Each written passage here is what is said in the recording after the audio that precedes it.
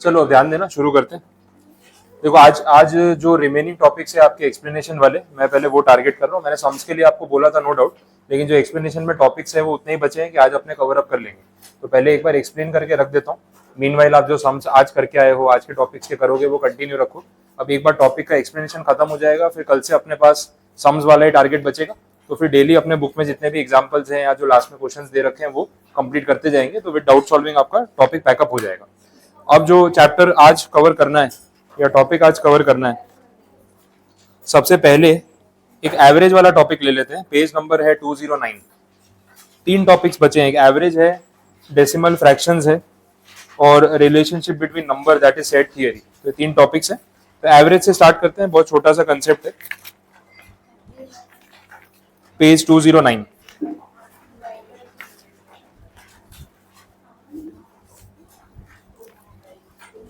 ठीक है, स्टार्ट करें। देखो एवरेज आपने नॉर्मली पढ़ा होगा, सिंपल एवरेज, वेटेड एवरेज, ये सब क्या मीनिंग है इसका पहले समझ लेते हैं। अब ध्यान दो, यहाँ पे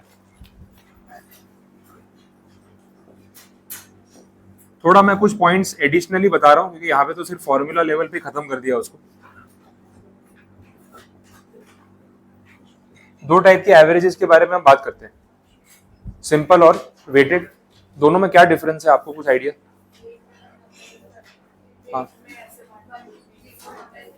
हाँ, कुछ मल्टीप्लीकेशन होता है, कुछ वेट्स होते हैं, वैसा रहता है।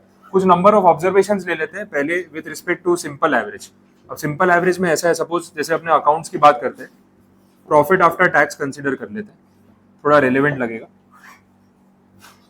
ईयर वाइज कुछ प्रॉफिट आपको दे रखा है, 2 लाख रुपीज, 2,50,000, 1,50,000 और 3 लाख, इस तरीके से कुछ प्रॉफिट्स आपको दे रखे हैं। अब अगर इसका सिंपल एवरेज करना है तो आप कैसे करोगे? इन सबका एडिशन हो जाएगा, टोटल करके देख लो कितना हो रहा है।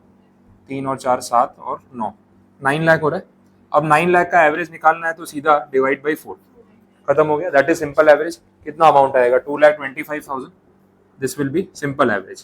तो ये एवरेज प्रॉफिट हो गया इन 4 साल का जो भी डेटा आपको दे रखा है। अगर हम वेटेड एवरेज की बात करते हैं तो सिंपल और वेटेड में डिफरेंस ये होता है कि जो भी ऑब्जर्वेशन है ना, उनको हम कुछ वेट असाइन करते हैं। अच्छा, वो वेट असाइन किस बेसिस पे होता है? कोई लॉजिक है उसका या रैंडमली इंक्रीजिंग नंबर लगा दो? जैसे आप बोल रहे हो 1 2 3 4 ऐसा वेट होता है, ऐसे ही होता है ना? तो क्या लॉजिक क्या है इसका? हाँ, जिस ऑब्जर्वेशन को आप जितना वेट दे रहे हो, एक्चुअली में आप उसकी इंपॉर्टेंस बढ़ा रहे हो। अब जब हम प्रॉफिट्स का एवरेज करते हैं या प्रीवियस ईयर के प्रॉफिट्स देखते हैं, तो ज्यादा रेलेवेंट कौन सा होता है, लेटेस्ट ईयर वाला या सबसे पुराने ईयर वाला? लेटेस्ट वाला ऑब्वियसली। इसलिए हम उसको ज्यादा वेट देते हैं कि भाई इसकी इंपॉर्टेंस या इसकी वैल्यू ज्यादा है, क्योंकि जस्ट लास्ट ईयर का प्रॉफिट है, ये उसके पहले का प्रॉफिट है, तो उससे कम रेलेवेंट हो गया थोड़ा सा, ये उससे और कम रेलेवेंट हो गया और ये उससे और कम, तो फिर हम वेट्स इंक्रीजिंग ट्रेंड पे दे देते हैं। यूजुअली ये होता है।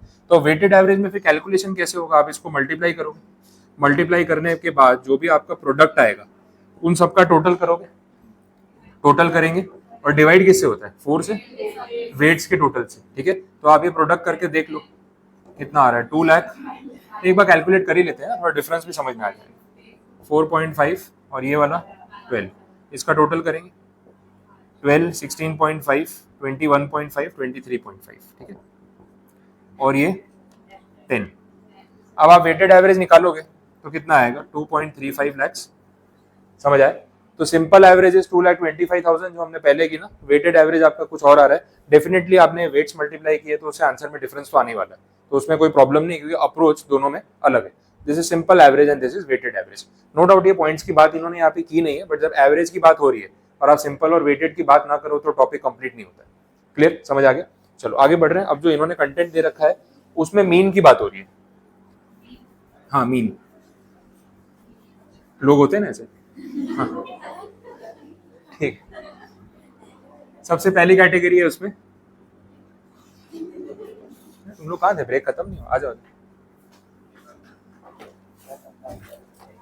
चलो, हाँ, पहली जो कैटेगरी है that is called arithmetic mean. एक और कैटेगरी आएगी ज्योमेट्रिक मीन, और तीसरी कैटेगरी हार्मोनिक मीन। ये 3 चीजें समझनी है। हाँ, अब एरिथमेटिक मीन मैंने आपको ऑलरेडी बता दिया। जो अभी सिंपल एवरेज आपने निकाला ना, वो और कुछ नहीं था, वो एरिथमेटिक मीन था। वहां पे आप ऑब्जर्वेशंस को ऐड करते जाओगे, और divide by number of observations, या सिंपल अपने इसको ऐसे भी लिखते हैं ना, सिग्मा एक्स आई अपॉन एन। ये जो फॉर्मूला होता है, सिग्मा मतलब सबका समेशन हो गया, this is simply arithmetic mean. तो जो अभी सिंपल एवरेज करवाया उसमें आपका टॉपिक कवर अप हो गया। जो सेकंड पार्ट है that is called the geometric mean. कुछ पढ़ा है इसके बारे में कभी? क्या होता है? हाँ, अंडर रूट करके कैलकुलेट करते हैं। अब ध्यान दो, ज्योमेट्रिक मीन में ऐसा बोला हुआ है, बातें नहीं, जो भी ऑब्जर्वेशंस हैं वो सारी मल्टीप्लाई होंगी, ऐड नहीं होंगी। जैसे यहाँ पे ऐड हो रही थी ना, ज्योमेट्रिक मीन में मल्टीप्लाई होंगी जितने भी ऑब्जर्वेशन। सपोज 4 ऑब्जर्वेशन है, अब आप इसका एवरेज या ज्योमेट्रिक मीन निकालना चाहते हो तो उसका आप रूट करोगे। अच्छा, रूट कौन सा करोगे? Square root, cube root, fourth root, fifth root, ऐसा कुछ फिक्स है? जितने ऑब्जर्वेशन है उतने नंबर का रूट होगा, दैट डिपेंड्स। अगर यहाँ पे जैसे मैंने 4 ऑब्जर्वेशन लिए ना, तो यहाँ कौन सा रूट निकलेगा? Fourth root. अगर 2 ऑब्जर्वेशन होती तो स्क्वायर रूट आता। तो अगर x1 और x2 या a और b होता सिर्फ, तो अपने स्क्वायर रूट करते। अगर a b c होता तो क्यूब रूट करते। तो जितने नंबर ऑफ ऑब्जर्वेशंस उतना nth रूट आपको फाइंड आउट करना होता है, and that answer is called geometric mean. आया समझ में? तो ये सेकंड फॉर्मूला हो गया, एरिथमेटिक एंड देन ज्योमेट्रिक। तीसरा टर्म है, उसको बोलेंगे हार्मोनिक मीन। ये इससे भी अजीब है, तो क्या बोला है? हार्मोनिक मीन में ऐसा बोला, सारे ऑब्जर्वेशंस का इनवर्स कर दो, 1/x1, 1/x2, 1/x3, ऐसे चलता रहेगा। और यहाँ न्यूमरेटर में नंबर ऑफ ऑब्जर्वेशंस जितनी भी है, दिस इज द फॉर्मूला। अब यहाँ थोड़ा कंसेप्ट कम है, फॉर्मूला ज्यादा है, कैलकुलेट करने के लिए आपको ध्यान होना चाहिए। जो भी ऑब्जर्वेशन है यहाँ पे आप प्लेस करते जाओ, एंड इससे जो आंसर आएगा उसको हम हार्मोनिक मीन बोलेंगे। तो 3 कैटेगरीज यहाँ पे हो गई, एरिथमेटिक, ज्योमेट्रिक एंड हार्मोनिक। कोई कंफ्यूजन यहाँ तक क्लियर? थियरी में आप देख लो, ये सब पॉइंट्स लिखे हुए हैं। ज्योमेट्रिक मीन वाला फॉर्मूला नहीं लिखा है उन्होंने, वो आप नोट कर लेना इस तरीके से, जितनी ऑब्जर्वेशन है उतना रूट रहेगा, लिख लेना। ये मेंशन किया हुआ है, तो इसे ज्योमेट्रिक मीन वाला फॉर्मूला लिख के रखना पड़ेगा, देख लो। इसके साथ ये टॉपिक आपका कंप्लीट है, एक्सप्लेनेशन वाला पार्ट इतना ही। वही तो बोल रहा हूँ, छोटे छोटे टॉपिक से खत्म कर